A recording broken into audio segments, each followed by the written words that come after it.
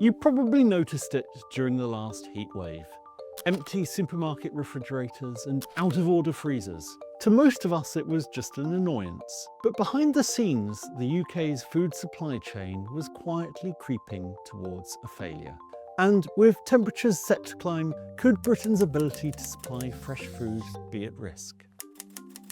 The UK relies heavily on what's called the cold chain storage system, a network of 460 big warehouses that process and store half the nation's food. To keep your food fresh, these massive hubs draw a staggering amount of electricity. In fact, they use the equivalent of Greater Manchester and Leeds combined.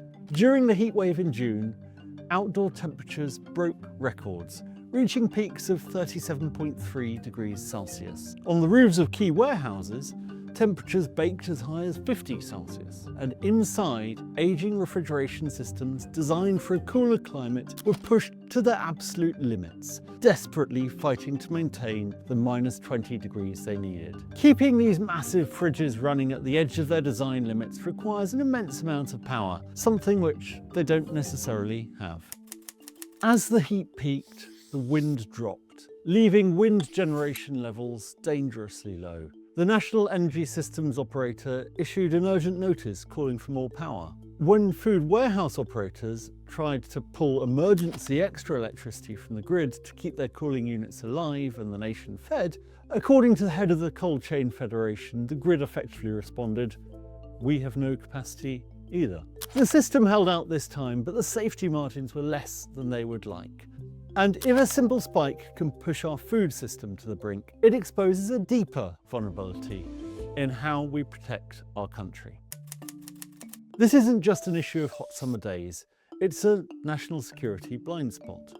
Industry leaders warn that if a heat wave hits 40 degrees for more than 5 days, a scenario we're approaching, then we will see widespread food supply failures.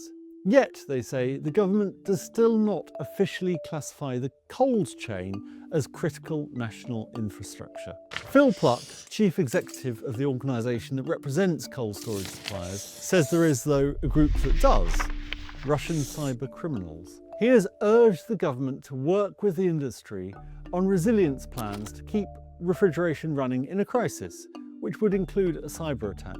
With this recognition, warehouses would be granted priority emergency access to the grid, which could be needed if temperatures continue to soar. This summer could, he said, be a warning. Temperatures are only going to get hotter, and we need to ensure more resilience in our ability to keep food colder. Because this is only one part of our national infrastructure that was built for a climate that no longer exists.